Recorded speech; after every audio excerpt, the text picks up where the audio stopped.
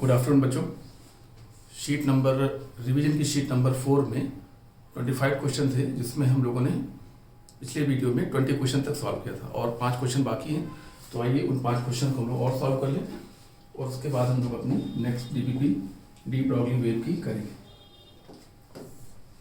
इस डायग्राम को देखिए और डायग्राम को देखकर स्टेटमेंट को चॉइस करिए, कौन सा सही है कौन सा गलत है। तो जो फिगर आपको ए नजर आ रहा है, देखिए फिगर ए और फिगर बी, मतलब ग्राफ ए और ग्राफ बी में स्टॉपिंग पोटेंशियल देखिए सेम है। तो स्टॉपिंग पोटेंशियल सेम वो है, इसका मतलब ये हुआ कि निकलने वाले इलेक्ट्रॉनों की काइनेटिक एनर्जी भी सेम रहेगी और इसलिए उनको रोकने के लिए जो स्टॉपिंग पोटेंशियल होगा वो भी सेम होगा। तो एक तो ये ऑप्शन बिल्कुल सही है, ठीक है ना।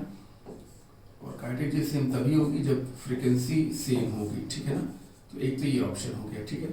दूसरी बात ये है कि ए और बी को देखें तो बी में फोटो करंट की वैल्यू ज़्यादा सैचुरेट हो रही है। तो क्योंकि फोटो करंट बी केस में greater than in the case A, hence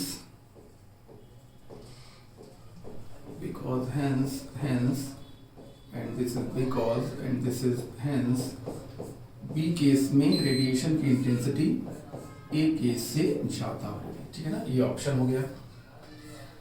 अब थोड़ा ग्राफ सी के बारे में और देख लीजिए। ग्राफ सी में क्या हो रहा है कि जो स्टॉपिंग पोटेंशियल है वो ज़्यादा है। सी केस में स्टॉपिंग पोटेंशियल ज़्यादा है ए और बी से। इसका मतलब ये हुआ कि सी केस में रेडिएशन की इंटेंसिटी ज़्यादा है किससे, बताओ, ए और बी से। जबकि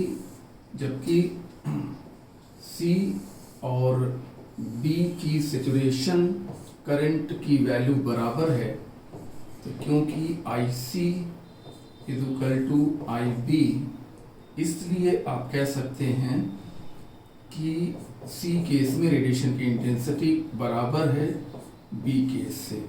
तो ये 4 नतीजे हम लोगों ने निकाले और इन नतीजों को देखते हुए जो करेक्ट चॉइस है वो बी है, जबकि ए, सी और डी में जो कुछ भी लिखा हुआ है वो इन रिजल्ट से अलग है, गलत है। क्वेश्चन ये इंपॉर्टेंट था। आगे चलेंगे। In the phenomena of electric discharge phenomena में जो ट्यूब से ग्लो निकलता है वो किस वजह से निकलता है, ये पूछा गया है। डिस्चार्ज ट्यूब के अंदर एक गैस होती है और एक कैथोड और एक एनोड होता है, ठीक है ना, नेगेटिव और ये पॉजिटिव। और बहुत हाई पोटेंशियल डिफरेंस अप्लाई किया जाता है, बहुत ही हाई। एग्जाम्पल के तौर पे 20,000 वोल्ट का पोटेंशियल डिफरेंस अप्लाई किया जाता है। तो ऐसे में क्या होता है कि कैथोड से निकलने वाले जो पार्टिकल्स हैं, जो कि इलेक्ट्रॉन होते हैं, वो तेजी से चलते हुए इन एटम्स से टकराते हैं और जब टकराते हैं तो ये एटम आयनाइज हो जाते हैं और आयनाइज होने की वजह से इनके इलेक्ट्रॉन लोअर ऑर्बिट से हायर ऑर्बिट में चले जाते हैं और जब वापस नीचे आते हैं तो रेडिएशन एमिट करते हैं और वही रेडिएशन हमको बाहर लाइट के रूप में दिखाई पड़ते हैं। तो कौन सा फेनोमेना सही है? ये ग्लो क्यों नजर आता है?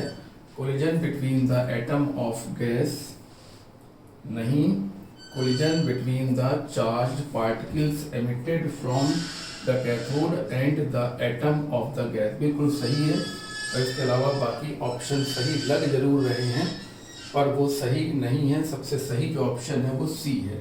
क्वेश्चन ये भी इंपॉर्टेंट है। कहने का मतलब है कि इस क्वेश्चन से हमको ये सीखने को मिलता है कि डिस्चार्ज ट्यूब में जो वाइट या ग्रीन या येलो ग्लो नज़र आता है या रेड ग्लो जो नज़र आता है, डिस्चार्ज ट्यूब में जो ग्लो नज़र आता है, जैसे रॉड, कोई भी रॉड आप देखते हैं वाइट ग्लो करती है।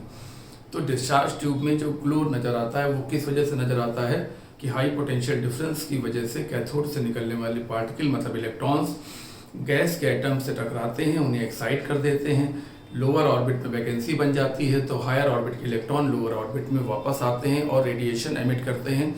मतलब फोटोन एमिट करते हैं, और वो फोटोन जिस कलर के होते हैं हमें ग्लो उसी कलर का नजर आता है। ऑप्शन सी सही है। Question important.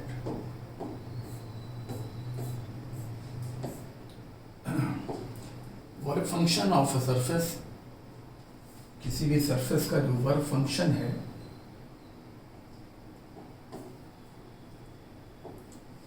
वो 6.2 इलेक्ट्रॉन वोल्ट है। आइए जो डिटेल दिए हुए 6.2 electron volt.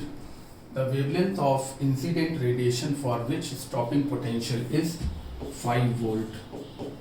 5 volt stopping potential है, ठीक है। तो हमें गिरने वाले फोटॉन्स की वेवलेंथ को फाइंड करना है।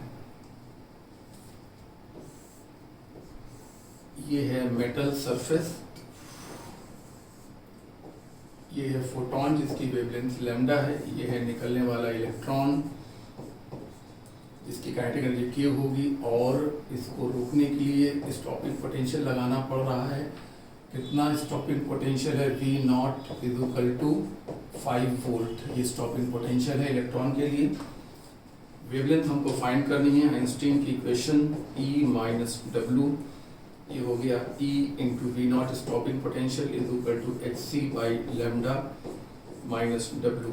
ये देखिए जूल में है, इसको हमें इलेक्ट्रॉन वोल्ट में कन्वर्ट करना पड़ेगा, क्योंकि आइंस्टीन की इक्वेशन में दोनों तरफ या तो जूल में कैलकुलेशन होना चाहिए या दोनों तरफ इलेक्ट्रॉन वोल्ट में होना चाहिए। इसलिए जब भी आप काइनेटिक एनर्जी को EV0 लिखें, जैसा कि हम बहुत पिछले शीट में आपको बता चुके हैं, निकलने वाले इलेक्ट्रॉनों को रोकने के लिए स्टॉपिंग पोटेंशियल V0 है, तो स्टॉपिंग एनर्जी EV0 होगी जो कि इलेक्ट्रॉन की काइनेटिक एनर्जी को खत्म कर देगी, मतलब बराबर होगी, ठीक है। तो आइए E से E कट जाता है, और अब हम लोग वैल्यू रखने को बिल्कुल तैयार हैं।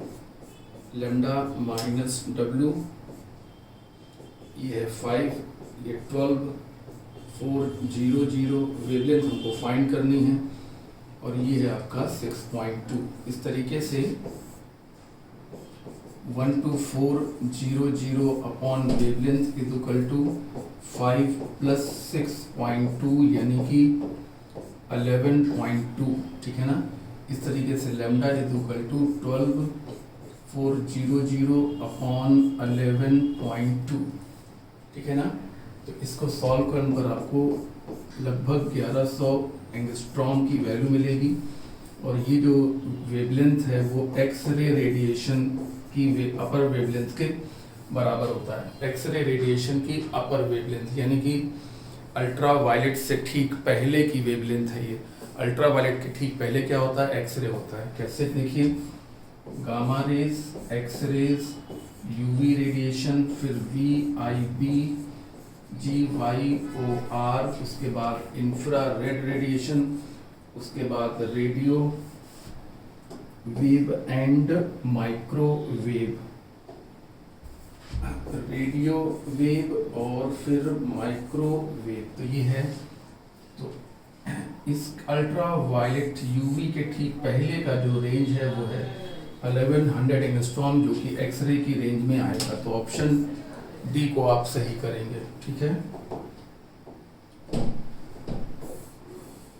हाँ, ये हम लोगों ने कैसे देखा, इसके लिए आप लोगों को जो हमने इलेक्ट्रोमैग्नेटिक वेव पढ़ाया है उसमें सारी वेवलेंथ्स की रेंज को हमने एकदम लास्ट में बताया है थ्योरी में, ठीक है।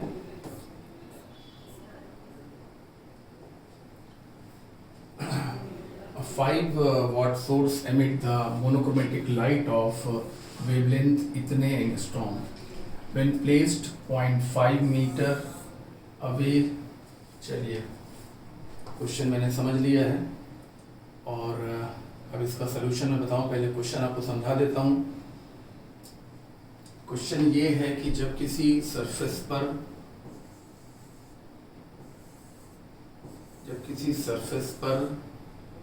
d दूरी से कोई फोटोन गिराए जाते हैं, ये सोर्स है, तो निकलने वाले इलेक्ट्रॉनों की काइनेटिक एनर्जी और उनका नंबर n होता है मान लीजिए, और जब हम बीच की दूरी को 0.5 मीटर से बढ़ाकर 1 मीटर कर देते हैं, यानी कि डबल कर देते हैं, तो अब इस कैथोड पर गिरने वाले फोटोनों की संख्या कम हो जाती है, इसलिए जब पास होता है तो ज़्यादा फोटोन इस पर टकराएंगे और जब दूर होगा तो कम फोटोन टकराएंगे, कुछ फोटोन अगल बगल से निकल जाएंगे। तब निकलने वाले इलेक्ट्रॉनों की संख्या में कमी आएगी, क्योंकि टकराने वाले फोटोनों की संख्या में कमी आएगी तो निकलने वाले इलेक्ट्रॉनों की संख्या में कमी आएगी, तो फोटो करंट में भी कमी आएगी। आपको मैंने पढ़ाया था photo current proportional to d square, और फोटो करंट किस पर डिपेंड करेगी, number of electron ejected proportional to d square, ठीक है ना। इस प्रकार से आप कह सकते हैं कि n1/n2 is equal to d2/d1 का होल स्क्वायर। तो बाद वाली डिस्टेंस पहले से डबल है, ठीक है ना। तो ये हो गया आपका 2 का स्क्वायर यानी कि 4 के बराबर। तो n1/n2, सो आप कह सकते हैं n2 is equal to n1/4 यानी कि 4 गुना का अंतर पड़ेगा, ठीक है ना। कितने फैक्टर का अंतर पड़ेगा, 1/4 फैक्टर का अंतर पड़ेगा, 4 गुना कम हो जाएगी। सवाल अच्छा है।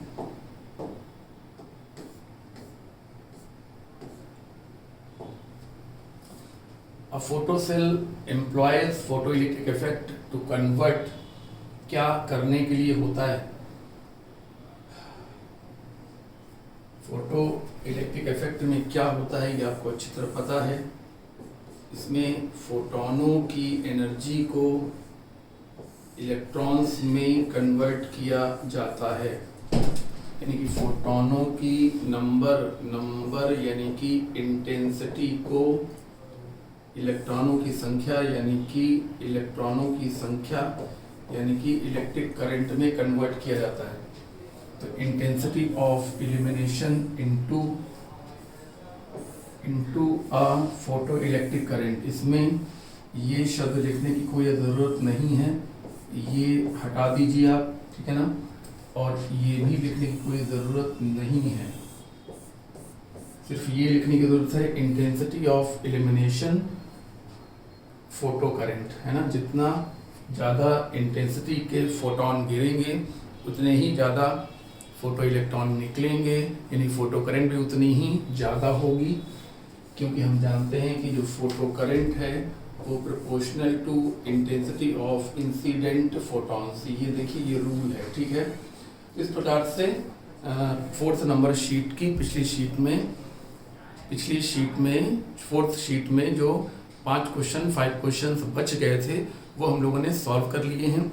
और अब हम लोग डी ब्रॉगली वेव और उसके बाद एटॉमिक स्ट्रक्चर की शीट्स को सॉल्व करेंगे। सारे क्वेश्चन PYQs के हैं, उनको हम लोग सॉल्व करेंगे, ठीक है।